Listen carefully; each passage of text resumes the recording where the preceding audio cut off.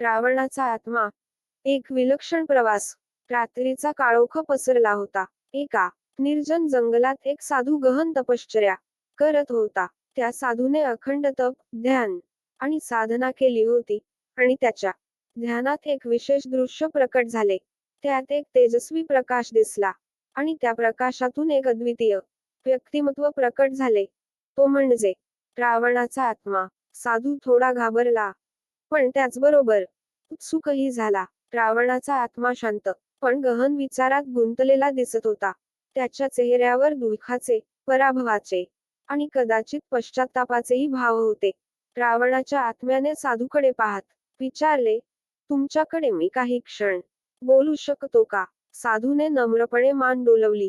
होय रावण महाराज, तुम्ही इतक्या प्राचीन काळाचे महान योद्धा आणि पंडित. मला सन्मान वाटतो तुमच्या विचारांना ऐकून घेण्यात. रावणाच्या आत्म्याने एका दीर्घ श्वासात आपले दुःख उघड केले. लोक मला राक्षस म्हणतात, एक दुर्जन. पण मला एका गोष्टीने नेहमीच खंत वाटली आहे. माझा संपूर्ण जीवनाचा हेतू लोकांना कधीच समजला नाही. मला शक्ती हवी होती, परंतु ती माझ्या राज्याच्या सुरक्षिततेसाठी होती. माझ्या मनगटात सामर्थ्य होतं, पण माझ्या हृदयात प्रेम आणि आदरही होतं. साधूने विचारले, महाराज, कशासाठी तुम्ही हे सांगत आहात? अनेक शतकं झाली आहेत. तुमच्या कथा आता केवळ एक आठवणी आहेत. रावणाच्या आत्म्याने उत्तर दिले, मी यातून मुक्त होण्याची अपेक्षा करत आहे. मला वाटतं माझा आत्मा अजूनही पृथ्वीवर अडकून राहिला आहे. माझ्या पाप आणि अहंकारामुळे लोक मला फक्त लंकेचा राजा म्हणून ओळखतात, ज्याने सीतेचं अपहरण केलं, रामाचं शत्रू ठरला. पण मला कोणीच समजून घेतले नाही. साधूने शांतपणे विचार केला आणि म्हणाला, मग आपण मला आपली कहाणी सविस्तर सांगाल का? महाराज, मी तुमची कहाणी नवी दृष्टिकोनातून ऐकायला तयार आहे. रावणाने मान डोलवली आणि त्याने आपल्या जीवनातील घटना सांगायला सुरुवात केली.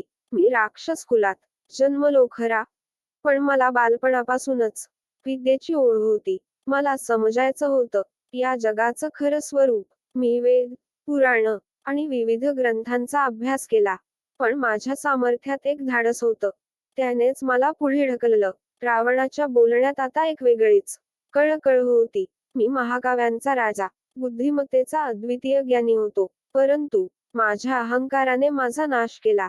मी अज्ञानात लिप्त झालो, आणि त्या अहंकाराच्या आंधळेपणात मी बंधनं ओलांडली. मला वाटलं की मी सर्वशक्तिमान आहे. साधूला रावणाच्या आत्म्याचे हे विचार खूपच अस्वस्थ करीत होते. तो म्हणाला, रावण महाराज, आपण कधी विचार केला का की आपल्या सामर्थ्याला थोडं नम्रतेचं बंधन असतं तर?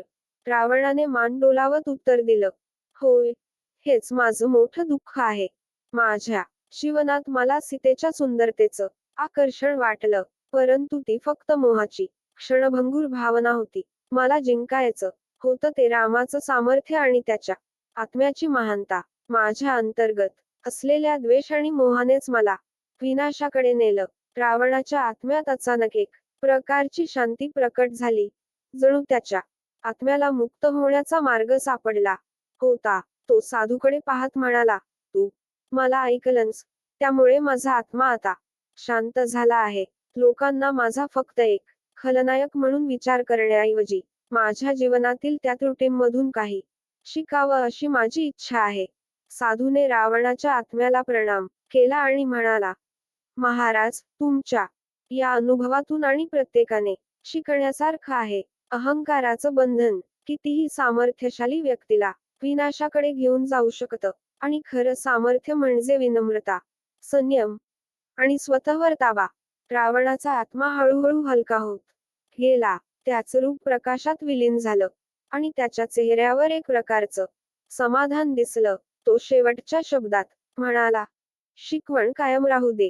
अहंकाराचा त्याग करा, संयम आणि सत्याच्या मार्गावर चला. माझा अनुभव म्हणजे तुमच्यासाठी एक शिकवण आहे. रावणाचा आत्मा त्या रात्री जंगलात नाहीसा झाला, परंतु त्याची शिकवण साधूने मनात